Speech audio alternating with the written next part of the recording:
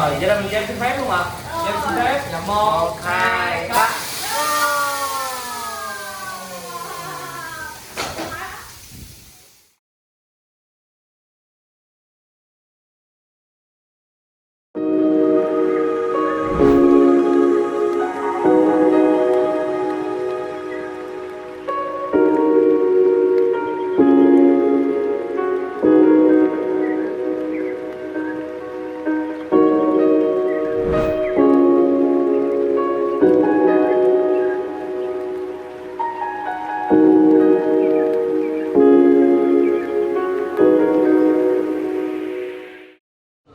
Mình xin phép chuyện gì à? Dạ chú chị buổi tối bạn ngon miệng à?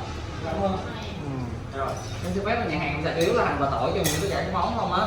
Giờ mình có ai không được hành tỏi hay những món gì không ạ? Ăn được hết. Tỏi ít là không chịu á.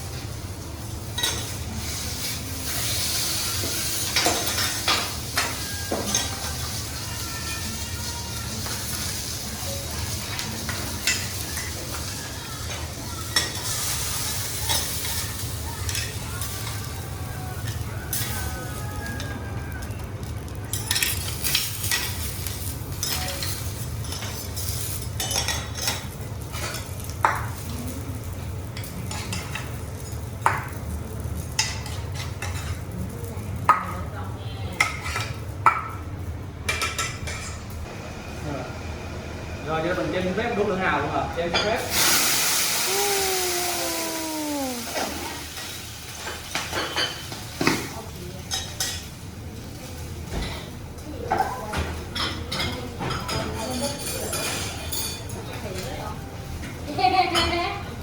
Vô.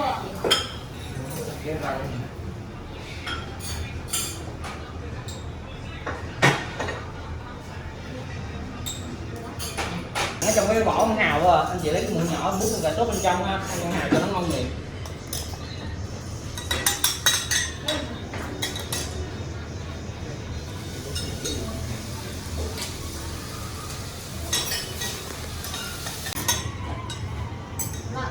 Người đó con.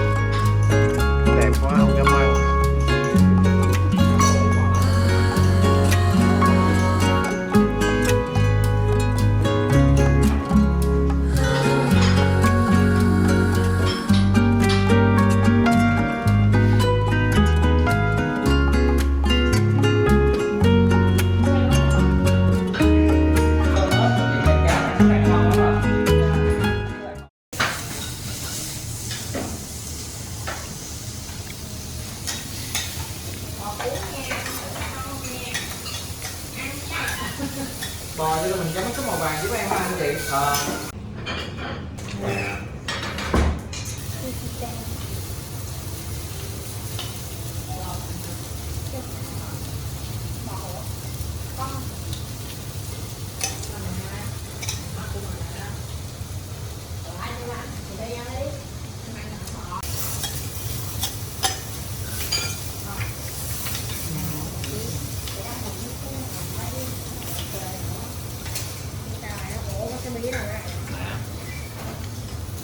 Được không?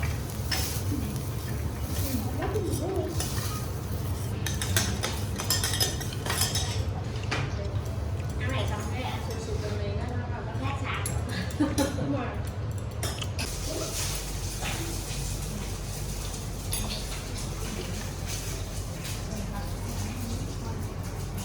Ra bự rong. Ăn cái đó mà.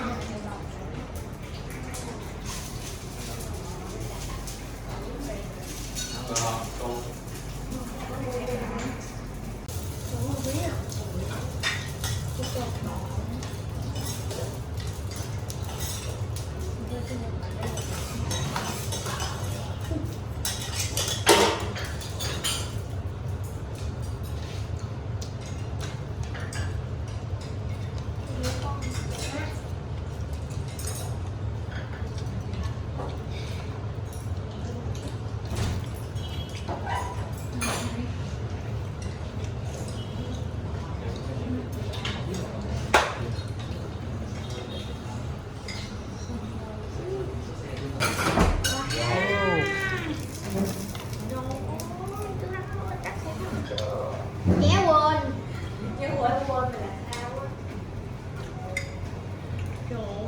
Anh đồ bé anh không nói mấy cái khúc này.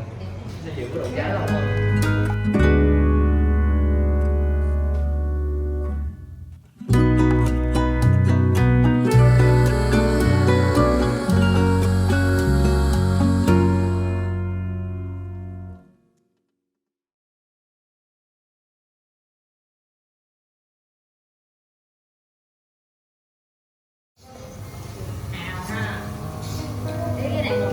Món này là bào ngư. Bào ngư người ta cái vỏ nó màu xanh này đó. Cái đầu cái vỏ nó màu xanh, còn ở trong này nó Màu ngọc trai hả? Bào ngư.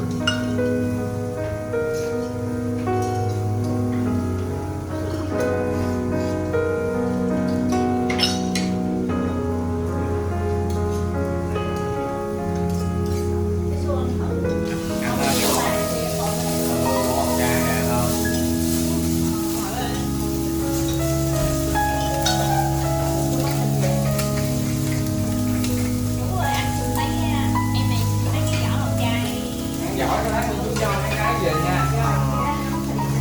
Vậy ngồi ăn cái giỏi là Xin mấy cái vỏ thôi. cái giòn cái giỏi là còn.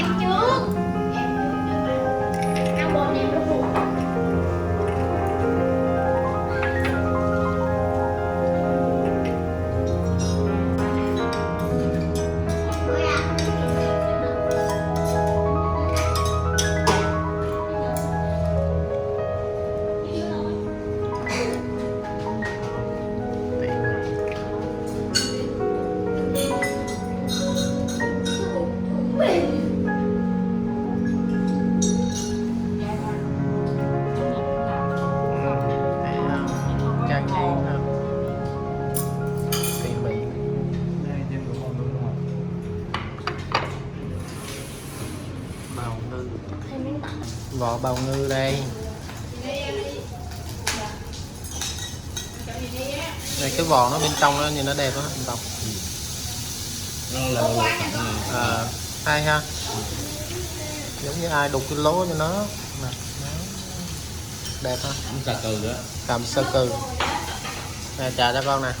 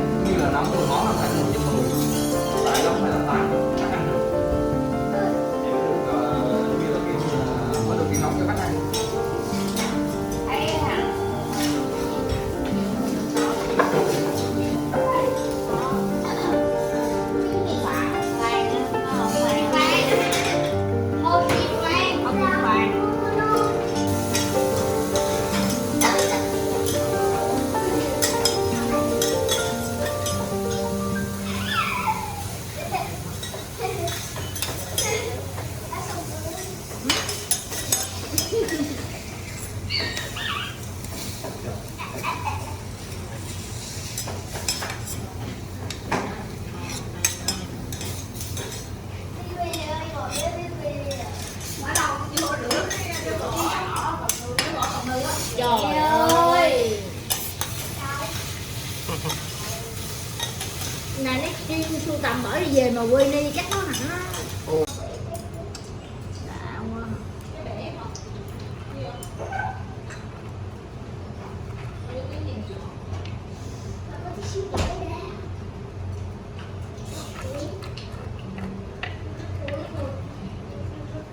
Mấy muỗng móc cái cay à không? Cay.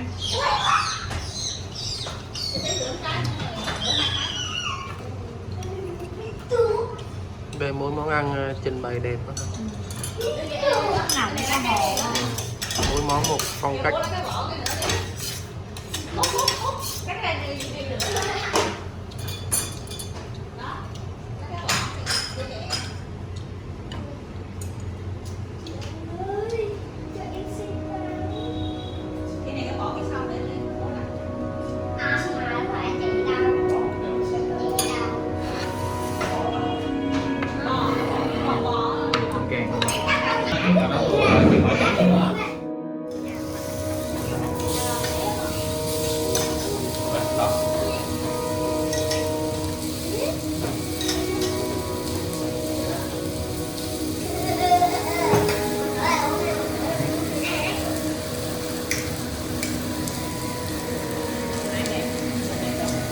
Rồi, vậy là mình chơi xin phép luôn ạ. Chơi xin phép là 1, 2, 3.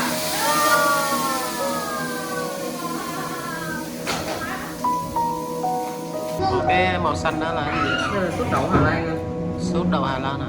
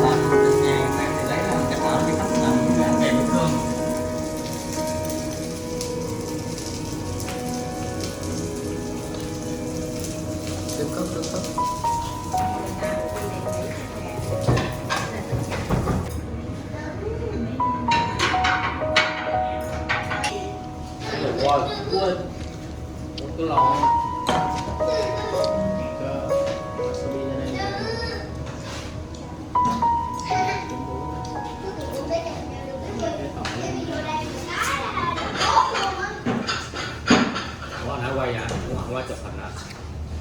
Tưởng đâu chụp hình.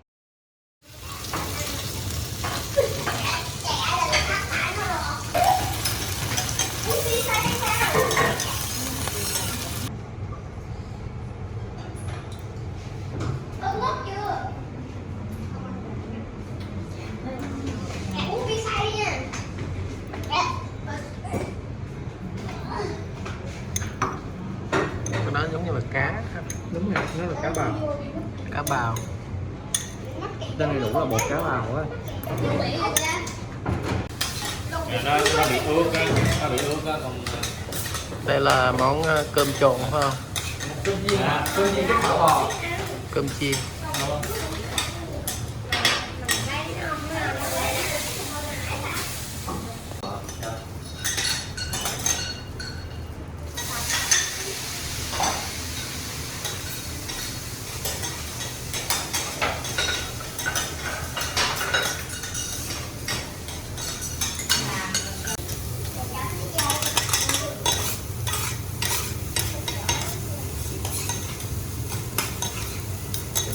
Đây đang lấy bài có. Dạ đúng rồi. Đang lấy bài có anh Quang đi ha, cho anh Quang học hỏi ha. Quang đam mê đúng không? Nhà là chủ yếu là nhanh gọn là chủ yếu. Không thôi như chị à. Ông mà bò cho giới nghệ sĩ ngôi sao. Mua 2 bé thì để chung cho anh chị ha, có gì 2 bé rút anh chị rút 2 bé giùm em nha. Cảm ơn em.